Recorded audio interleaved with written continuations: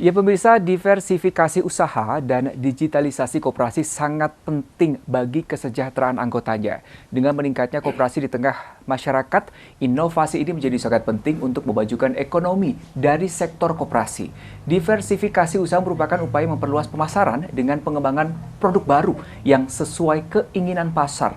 Sementara sistem koperasi digital adalah sebuah platform atau sistem yang memungkinkan koperasi dan anggotanya menjalankan operasinya secara digital.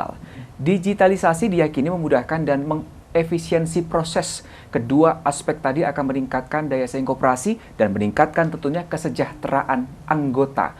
Untuk membahas terkait diversifikasi usaha dan digitalisasi koperasi ini telah hadir di studio kami. Ya, ini dua orang narasumber, saya langsung perkenalkan tepat di sebelah kiri saya ya.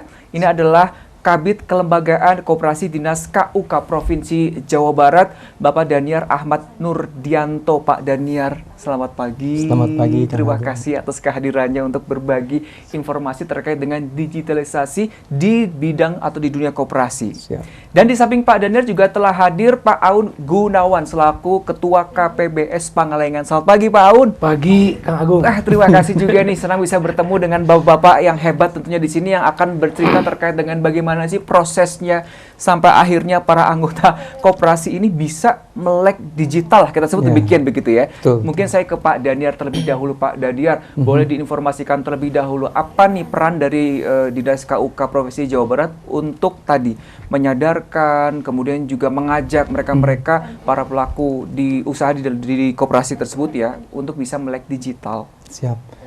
Oke, mungkin yang harus disadari proses digitalisasi itu bukan hanya melihat dari platform atau medianya ya kan, tapi bagaimana digitalisasi itu dimaknai sebagai proses transformasi.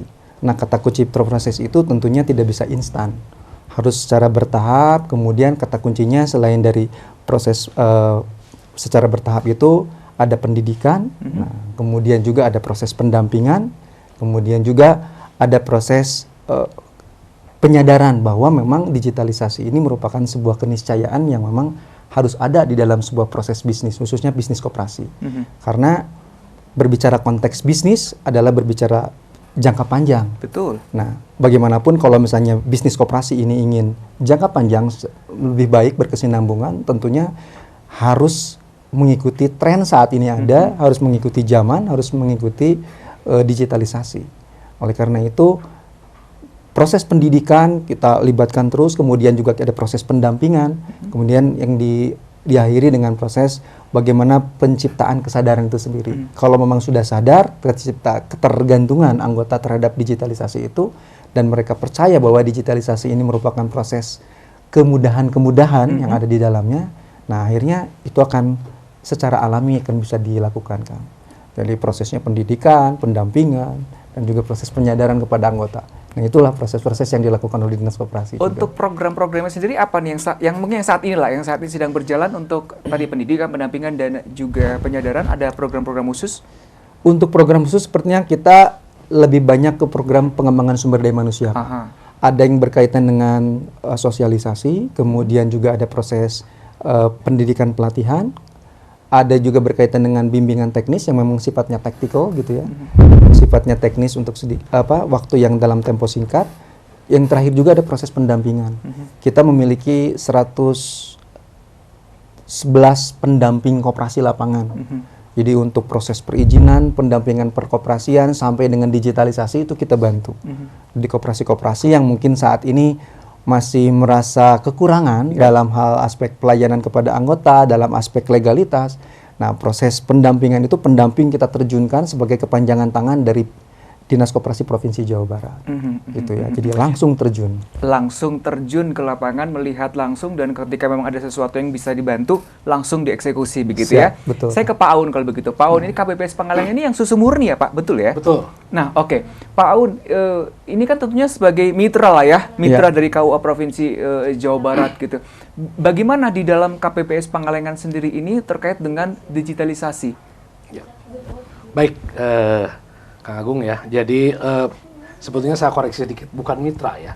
Kami ini binaan. Binaan, ya, oke. Binaan Dinas Koperasi dari mulai tingkat kabupaten, provinsi, bahkan tingkat kementerian. Untuk KPBS itu kami ada pembinaan gitu ya. Nah, kaitan dengan digitalisasi di KPBS, salah satu pendukung utama itu adalah Dinas KUK Provinsi Jawa Barat. Nah, gitu kan. Sampai hari ini kurang lebih sudah berjalan 7 tahun digitalisasi di KPBS. Memang fokusnya digitalisasi itu lebih kepada pertama keniscayaan.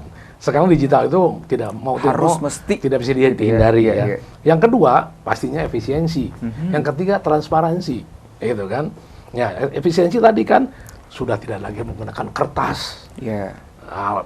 Kurang lah ya, paperless lah gitu ya. Nah, terus juga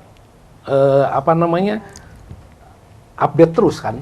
Ya, artinya setiap saat peternak bisa melihat susu saya berapa banyak, kualitas susu saya seperti apa, simpanan saya di koperasi seperti apa, real time semuanya kan gitu. Bisa diupdate semuanya gitu. Iya, betul. Gitu ya, tadi. Memang waktu awalnya agak ragu kami untuk digitalisasi ini karena balik lagi peternak kami kan lebih banyak yang tua. Jadi kalau nggak salah kurang lebih masih di atas 50%, umurnya di atas 40 tahun. Jadi yang di bawah 40 tahun itu peternak masih sedikit, masih 30%-an. Nah gitu. Nah, lagi-lagi mungkin HP mah semua orang punya. Tapi kan pas buka link segala macam gitu, aplikasi mungkin masih yang. Tapi alhamdulillah ternyata selama ini baik-baik saja, lancar-lancar saja. Dan juga tadi menguntungkan untuk para anggota kami, peternak, dan juga efisiensi untuk pelayanan kami dari sisi KPBS sendiri gitu kan. Itu barangkali yang sudah kami rasakan. Oke, ini menarik ya. Artinya memang ada tantangan-tantangan begitu yang tadi juga sudah dibocorkan sama Pak Aun, bahwa SDM SDM-nya ternyata juga menjadi salah satu kendala untuk akhirnya suatu koperasi ini, khususnya KPBS, menjadi koperasi yang mengusung digitalisasi. Begitu ya. Dan ternyata bukan hanya digitalisasi, tapi diversifikasi tadi ya, keragaman produk, tidak hanya susu murni katanya begitu ya. Betul. Nah, oke. Nanti kita akan cari tahu nih.